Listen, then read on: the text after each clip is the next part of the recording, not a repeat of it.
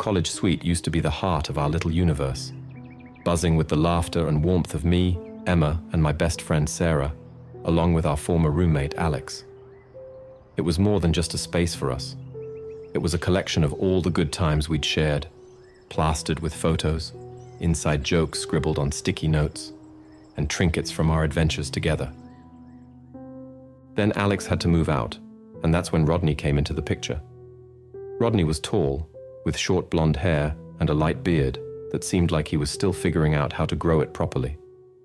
At first glance, he looked pretty normal, the kind of guy you wouldn't think twice about if you passed him on campus. But there was something about him, a vibe he carried that made the air in our cozy suite feel a bit heavier the day he moved in. When Rodney first introduced himself, he dropped a bombshell on us. He mentioned he had parasomnia, a fancy term for doing stuff in your sleep, like talking or even walking. He said it so casually, like he was mentioning a preference for morning showers over evening ones. Both Sarah and I tried to hide our surprise, exchanging glances that screamed, "Did he just say what I think he said?" We wanted to be cool about it, not make a big deal because everyone's got their quirks, right? But inside, I couldn't help but feel a twinge of unease, wondering what exactly we were signing up for by living with Rodney. The first time it happened, I was jolted awake by a soft knocking at my door deep into the night. My heart was thumping hard against my ribcage as I rolled out of bed, thinking maybe Sarah had locked herself out again, or perhaps it was just a mix-up. But when I swung the door open, the hallway was empty, bathed in the dim glow of the emergency lights. There was no one there.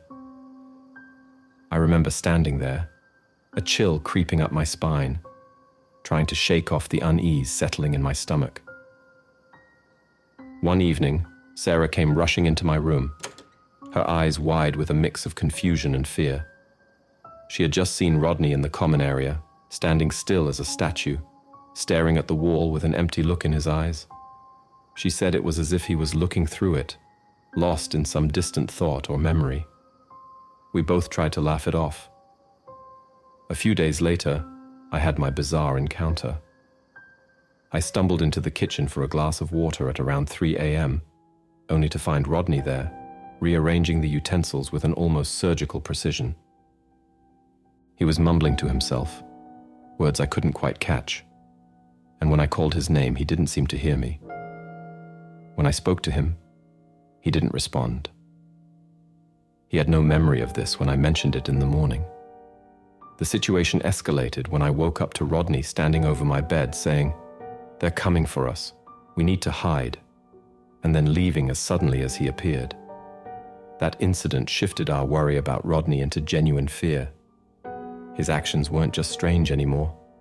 They felt threatening. The more I thought about Rodney's actions, the more I couldn't shake off the feeling that something wasn't right. My gut was screaming that this was more than just sleepwalking or night terrors. So, I hit the books and the web, diving deep into everything I could find on parasomnia. I even talked to a health expert on campus to get a clearer picture. What I learned was eye-opening, but it wasn't until I stumbled upon Rodney's past that the pieces started to fit together in a way I wished they hadn't. Rodney had been in a similar situation before at another dorm. Only back then, he was accused of harassing other students, claiming he was sleepwalking. That revelation hit me like a ton of bricks. The guy we were living with, the one we tried to understand and accommodate, had a history that was more sinister than we could have imagined. I knew I had to confront him. It wasn't just about our safety anymore. It was about everyone else's too.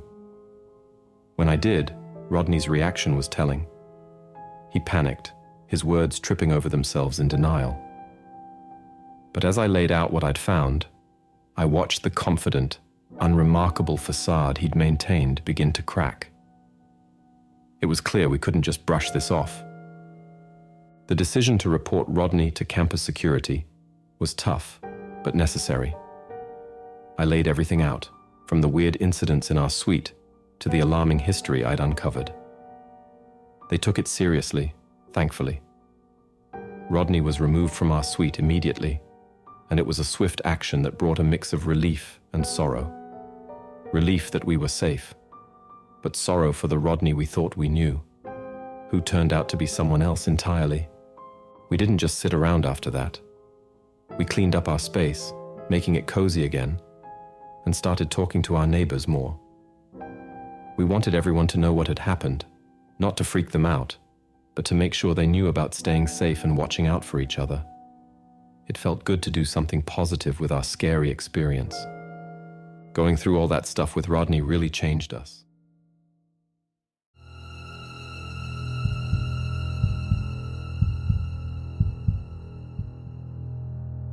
Coming from a small town, starting college at the University of Iowa was a big deal for me. My life back home was pretty sheltered.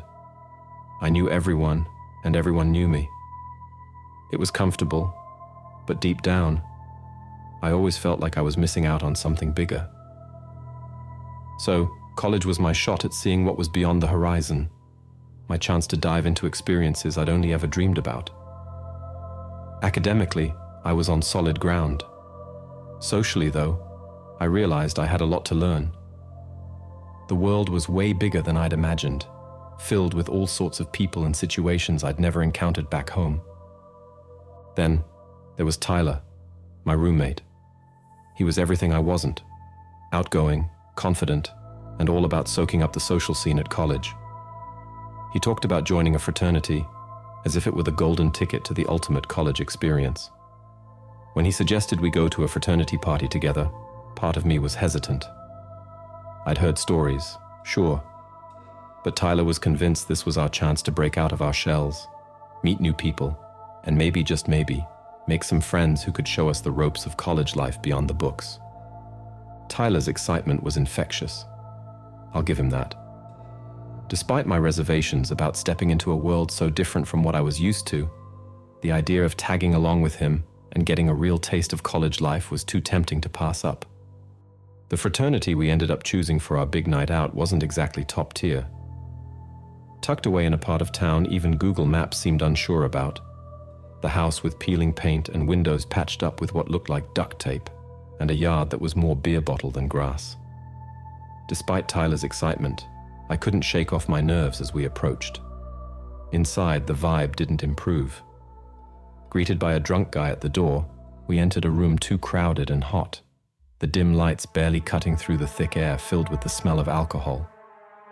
The crowd was mostly guys, giving off an intense vibe that put me on edge. I tried to strike up conversations, but it was like everyone was speaking a different language.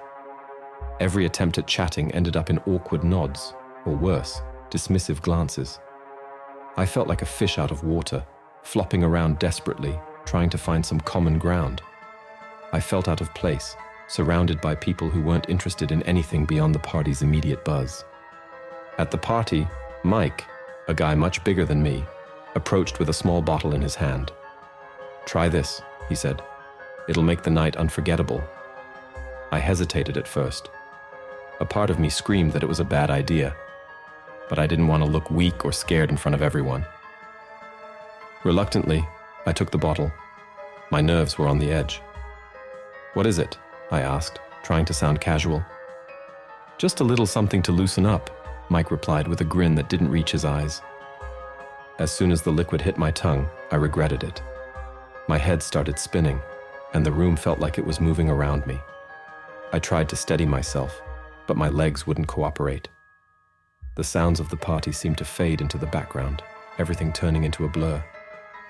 "Mike, I don't feel so good," I managed to say, reaching out for something to hold on to. "Don't worry, you'll be fine," he said. But he was already turning away, disappearing into the crowd. I realized then how serious the situation was.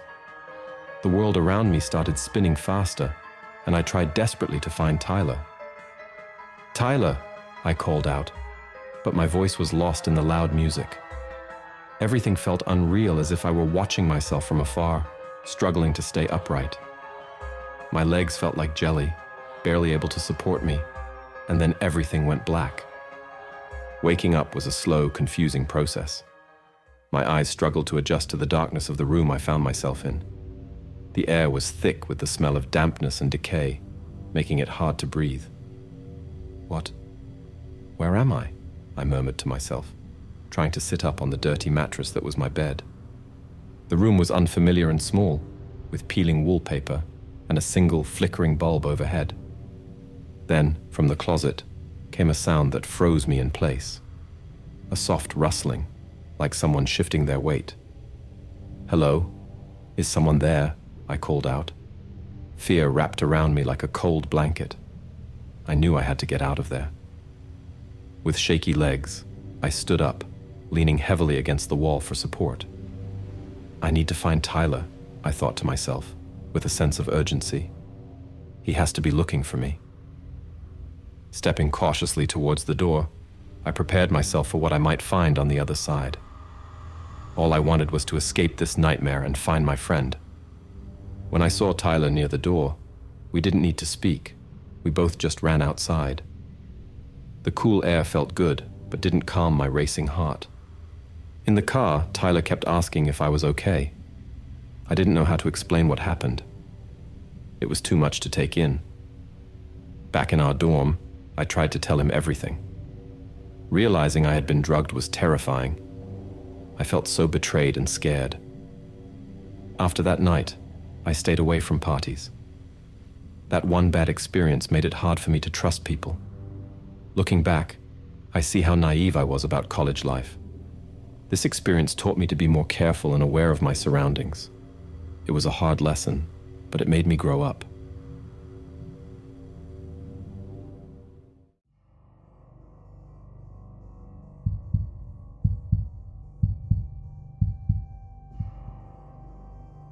Starting college at 18, surrounded by 21-year-olds, always made me feel like the odd one out. While they were all about parties and dating, I couldn't see the appeal. It all seemed so trivial to me. This sense of not fitting in wasn't new. Ever since I was 10 and aced that IQ test, my life took a turn I wasn't fully prepared for. My parents were proud, of course, but moving up grades meant I was always the youngest wherever I went. High school was tough, but college was supposed to be different. Yet here I was, feeling more isolated than ever. My escape was in the classroom, especially during Professor Anderson's advanced biology lectures. She had this way of making everything fascinating, challenging us to think deeper. In her class, I wasn't the young prodigy trying to fit in. I was just another student passionate about biology. One day, when we were sitting in her class, listening to her lecture, everything changed in an instant when the intercom cracked to life. The sudden announcement made the whole room tense up. Professor Anderson's face changed quickly. She looked serious and moved fast. She told us all to hide and make the room safe. Following her lead felt automatic, as if we all knew this drill by heart. I ended up crouching behind a desk, feeling strangely out of place. My classroom turned into a makeshift shelter. Silence hung over us as everyone ducked out of sight, the tension palpable.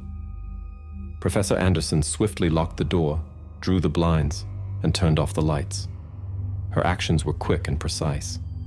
Watching our normally lively classroom plunge into darkness and silence was surreal. Suddenly, the sound of footsteps echoed outside, making my heart skip a beat. In our makeshift hideout behind desks, everything was eerily quiet until distant screams broke the silence. At first, they were so faint I thought I might have imagined them. But then they grew louder and more frantic, making my heart race. "Do you hear that?"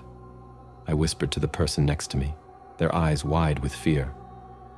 "Yeah, I do. What's happening out there?" They whispered back, voice trembling. As we exchanged worried glances, a new sound started. This time, it was a series of heavy, methodical thumps coming down the hallway. Each thud seemed to echo right into the room, ramping up the tension among us.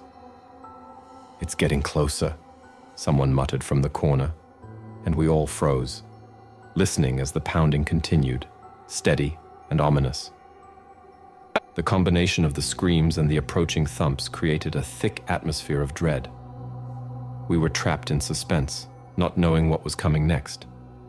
Each of us was silently praying for safety. Just when we thought things couldn't get worse, chaos erupted. The moment of terror escalated quickly when a bloodied fist broke through the lecture hall's door glass, sending a jolt of fear through everyone inside. The sudden crash of breaking glass silenced the room as we all froze, staring in horror at the violent intrusion disrupting our safe space. My heart leapt to my throat as the room plunged into panic. Just as we were trying to make sense of what was happening, a new threat appeared. A Molotov cocktail, with its wick burning brightly, was hurled into the room with terrifying precision. It landed against the door with a crash, and its flames were erupting on impact and spreading rapidly across the floor. The sight of fire igniting sent a wave of panic through the lecture hall as the reality of our dire situation set in. Students began to scramble frantically, looking for ways to escape the encroaching fire. The room filled with the sound of coughing and the rustle of people moving, trying to avoid the flames. The air grew thick with smoke, making it hard to see and breathe. Fear of being trapped by the fire spurred us into action. The desperation was clear in every moment. Amidst the panic, Professor Anderson's decisive action stood out. She quickly grabbed a fire extinguisher, and with a few expert sprays, she managed to hold back the flames temporarily. Then, realizing the extinguisher alone wouldn't save us, she turned to the windows. Using the extinguisher's nozzle, she pried open a window that had been stuck, working to create an escape route for us. Her calmness in the face of danger and her quick thinking gave us a glimmer of hope, and it was a reminder that not all was lost yet. After some time, hearing the sirens outside was like a breath of fresh air after being underwater too long. It meant help was finally here. Professor Anderson cautiously checked out before signaling to us it was safe. Soon, the loudspeaker confirmed the good news. The threat was gone, and it was safe to come out. I felt a mix of emotions. Relief, yes, but also a deep-seated shock at what had happened. We all got up, some of us more quickly than others, and walked towards the door. Opening it felt like moving from darkness into light. The hallway was crowded with students from other classes. Stepping into the hallway and seeing the emergency responders at work, I realized we were all part of a larger story now. Later, we learned the attacker was mentally unstable, an escaped patient from a nearby facility, erratic due to irregular medication. After the incident, I found myself flinching at the smallest noises. A loud bang or a door slamming shut could send my heart racing. I couldn't sit with my back to a door anymore, always needing to be near an exit just in case. Through this, I learned how quickly life can change and how precious it really is.